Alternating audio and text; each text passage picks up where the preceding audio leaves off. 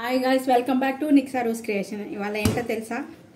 అందరికీ తెలిసే ఉంటుంది, ఊరుల్లో ఉన్న వాళ్ళందరికీ తెలుసు అనమాట. తాటికాయలతో ఇవాళ 2 రెసిపీస్ అయితే చేయబోతున్నా. దీన్ని ఈ విధంగా కొట్టుకోవాలి. కొంచెం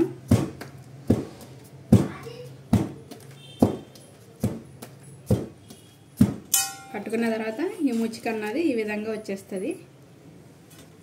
నెక్స్ట్ అలాగే దీన్ని కూడా కొంచెం మంచి ట్రెడిషనల్ ఫుడ్ అనమాట. ఇది ఊర్లో ఉన్న వాళ్ళందరికీ దీని టేస్ట్ తెలుస్తుంది. నెక్స్ట్ ఇది కూడా ఇలా అనగానే ఇది కూడా వచ్చేస్తుంది. ఇప్పుడు దీన్ని ఏం చేయాలంటే చూపిస్తాను. ఈ విధంగా తీసుకుంటే వచ్చేస్తుంది. హైదరాబాద్లో కూడా రైతు బజార్లో అట్లా అమ్ముతూ ఉంటారు, కానీ చూసి తీసుకోవాలన్నమాట. కొంచెం ఇలా ఓపెన్ చేసి చూస్తే ఒకవేళ పురుగులు లేవకపోతేనే తీసుకోవాలి, ఎందుకంటే అవి నిలవై అమ్ముతారు. పురుగులు అయితే వచ్చేస్తాయి. నేనైతే ఊరి నుంచి తెప్పించాను వీటిని. ఒక తాటికాయలో ఇలా 3 గింజలు అయితే ఉంటాయి అన్నమాట. ఒక్కొక్క గింజ తీసుకొని ఇలా పక్కన పెట్టుకుందాం. ఫస్ట్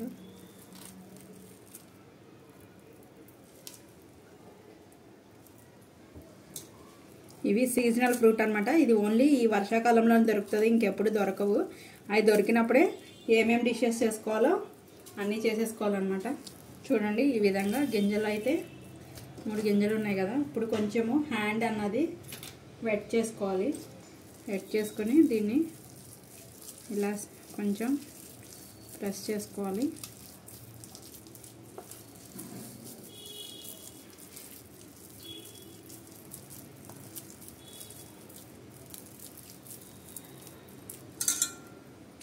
ఇలా తీసుకున్న తర్వాత దీన్ని ఇలా ఏదన్నా ఒక చిల్లుల గిన్నె ఉంటే దానిలో పెట్టుకొని గుజ్జు అన్నది తీసుకోవాలన్నమాట. ఇలా అంటే తాటి గుజ్జు అన్నది కిందకి వస్తుంది. చూడండి, గుజ్జు అన్నది ఈ విధంగా దిగుతుంది అన్నమాట. ఇలా చిల్లుల గిన్నెతో తీసుకుంటే ఏంటంటే పల్పు అన్నది మొత్తం కిందకి వస్తుంది, పీచు అన్నది రాదనమాట. ఈ విధంగా 3 గింజలను అయితే మనం ఇలా తీసేసుకుందాం. ఫస్ట్ బేసిన్ తీసుకుంటే ఇంత అయిందనమాట. నాకు 2 కాయలకిను ఇంత బేసిన్ అయింది. దాంట్లో 250 ml కప్పుతో 1 కప్పు బెల్లం తురుము అయితే వేస్తున్నాను అనమాట. ఇది మొత్తం కరిగిపోవాలి. కరిగిన తర్వాత అప్పుడు మనం డివైడ్ చేసుకుందాం. ఇలా కనుక ఒక 10-15 మినిట్స్ ఉంచితే ఈ బెల్లం మొత్తం కరిగిపోతుంది. దీన్ని పక్కన పెట్టి ఇది బెల్లం మొత్తం కరిగిన తర్వాత అప్పుడు సపరేట్ చేసుకుందాము. బెల్లం అంతా కూడా కరిగిపోయిందనమాట. ఇప్పుడు మనం దీంతో 2 రెసిపీస్ అయితే చేసుకుంటున్నాం కదా. ఫస్ట్ రెసిపీకి మనం దీనికి బియ్యం పిండి ఎంత వేయాలి అన్నది ఏమీ కొలత లేదనమాట. ఇది మనకి చేసుకోవడానికి వచ్చేలాగా, కొంచెం గట్టిగా వచ్చేలాగా మనం పిండి కలుపుకుంటే సరిపోతుంది. ఫస్ట్ నేనైతే తాటప్పాలు అయితే వేసేస్తున్నాను.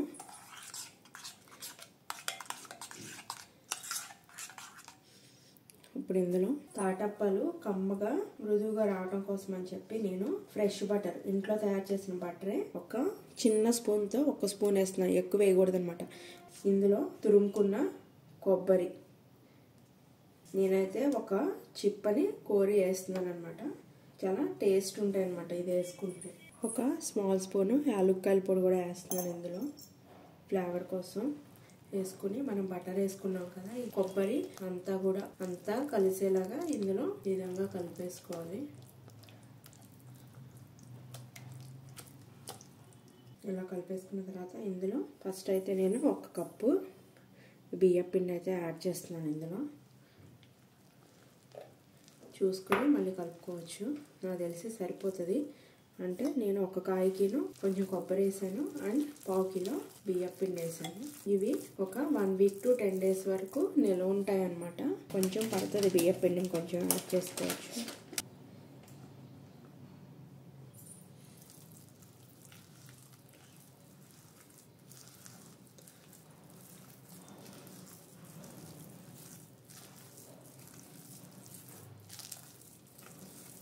చూడండి, ఈ విధంగా ఉంటే కన్సిస్టెన్సీ అన్నది చేతికి అంటుకోకుండాను చక్కగా నీట్గాను గట్టిగా లేకుండాను చక్కగా అప్పం అన్నది తినడానికి చాలా బాగుంటుంది అనమాట. అప్పం అన్నది కూడా విడిపోకుండా ఉంటుంది. ఈ విధంగా కన్సిస్టెన్సీ అన్నది ఉండాలి. దీన్ని పక్కన పెట్టేసుకుని ఇప్పుడు డీప్ ఫ్రైకి ఆయిల్ అయితే పెట్టేసుకుందాం. ఇందులో డీప్ ఫ్రైకి సరిపడా ఆయిల్ అయితే పోసుకుందాం.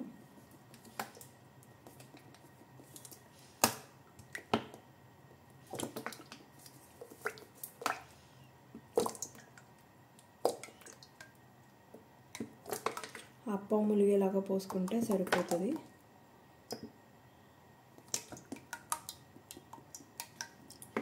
ఫస్ట్ ఆయిల్ కాగిందో లేదని ఒక చిన్నది వేసుకొని చూద్దాము.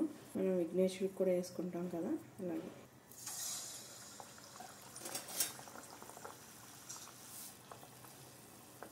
ఇప్పుడు లో ఫ్లేమ్లోకి గ్యాస్ని అడ్జస్ట్ చేసేసుకుందాం అనమాట. ఎందుకంటే మాడకుండా రావాలి అంటే కనుక లోపల కూడా అంతా కూడా మంచిగా ఏగాలి అనుకున్నా కూడా మనం లో ఫ్లేమ్లో వేయించుకుంటేనే అది అప్పం అన్నది బాగుంటుంది.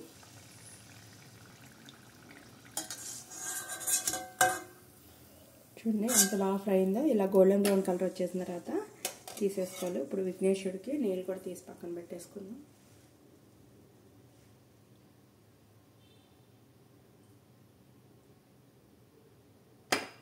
ఇప్పుడు ఇలా చిన్నగా ఇలా చిన్న బాల్ లాగా చేసుకోవాలన్నమాట. ఈ విధంగా చిన్న ఉండల్లాగా చేసుకొని దీన్ని ఈ విధంగా కావాలి అంటే కనుక కవర్ మీద కూడా ఒత్తుకోవచ్చు.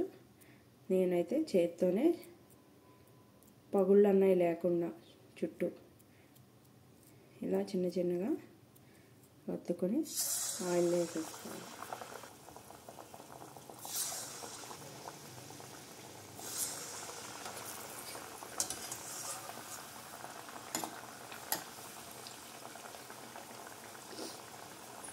చూడండి ఇలా గోల్డెన్ బ్రౌన్ కలర్ వచ్చేసాక తీసేసుకోవాలన్నమాట దీన్ని.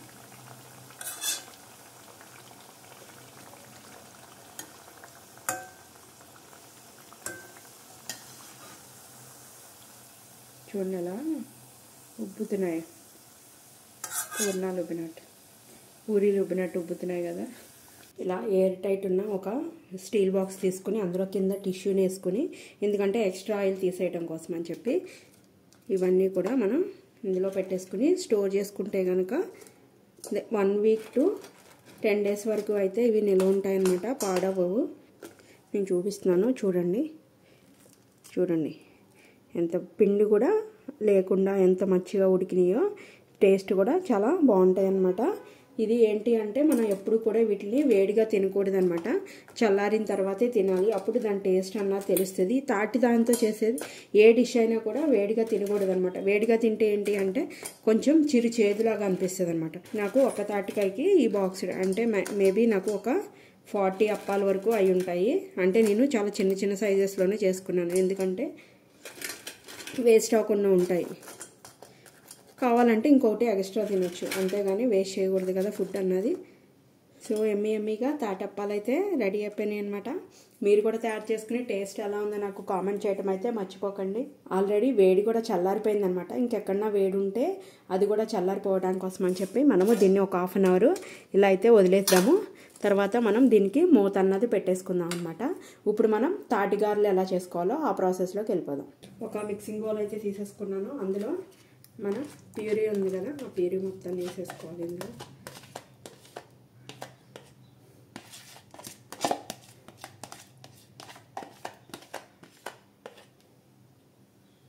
ఈ ప్యూరీ ఉంది కదా, అందులో కూడా ఒక చిన్న స్పూను వెన్న వేసుకోవాలి. వేసుకొని సేమ్ అందులో కూడా ఒక 1/2 స్పూను యాలకుల పొడి, ఇందులో కూడా ఒక చిప్ప కొబ్బరి తురుముకొని ఆ కొబ్బరి అన్నది యాడ్ చేసుకోవాలి.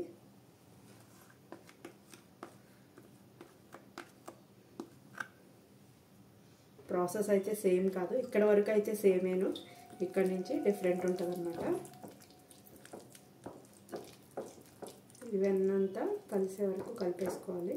ఇదంతా ఇలా కలిసిపోయిన తర్వాత ఇప్పుడు ఇందులో ఉప్మా రవ్వ, గారెలకి ఉప్మా రవ్వ వేసుకోవాలన్నమాట. ఉప్మా రవ్వ అంటే బొంబాయి రవ్వ. టేస్ట్ చాలా బాగుంటాయి అన్నమాట ఇవి వేస్తే. కన్సిస్టెన్సీ అన్నది ఇందాకలాగానే మనకి వడ చేసుకునేలాగా ఉంటే సరిపోతుంది అనమాట. ఇంకొంచెం రవ్వ పడుతుంది, మనం కలుపుకుంటా వేసుకుంటే సరిపోతుంది అనమాట.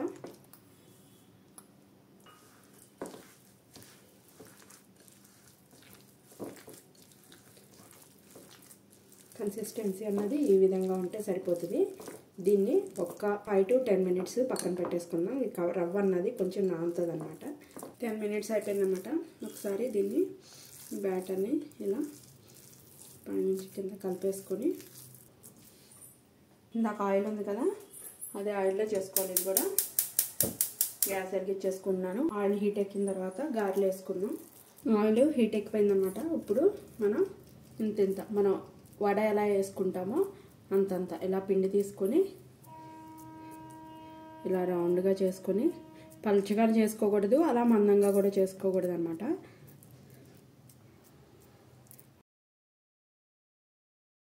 దీన్ని చేసుకొని మధ్యలో హోల్ పెట్టుకొని ఆయిల్లో వేసేసుకోవటమే. లో ఫ్లేమ్లో వీటిని ఫ్రై చేసుకోవాలన్నమాట.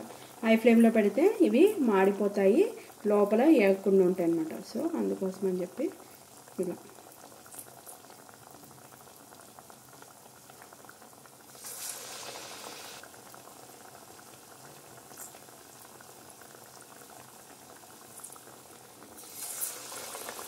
టూ సైడ్స్ కూడా గోల్డెన్ బ్రౌన్ కలర్ వచ్చే వరకు వీటిని ఫ్రై చేసుకోవాలి. టర్న్ చేసుకుంటా మధ్య మధ్యలో అటు ఇటు. చూడండి, ఈ విధంగా ఫ్రై అయితే సరిపోతుంది. ఈ విధంగా అయితే రావాలన్నమాట కలర్ అన్నది. రెండు ఫ్రై అయిపోయాయి.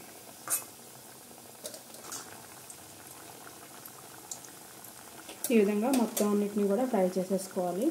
ఫైనల్గా తాటిగారలు అయితే రెడీ అయిపోయాయి అనమాట. ఇది కూడా ఎయిర్ టైట్ ఉన్న గాజు బాక్స్లో కానీ స్టీల్ బాక్స్లో కానీ తీసుకోవాలంటే కింద టిష్యూ వేసుకుంటే ఏమవుతుందంటే ఎక్సెస్ ఆయిల్ అన్నది పీల్ చేసుకుంటుంది అనమాట.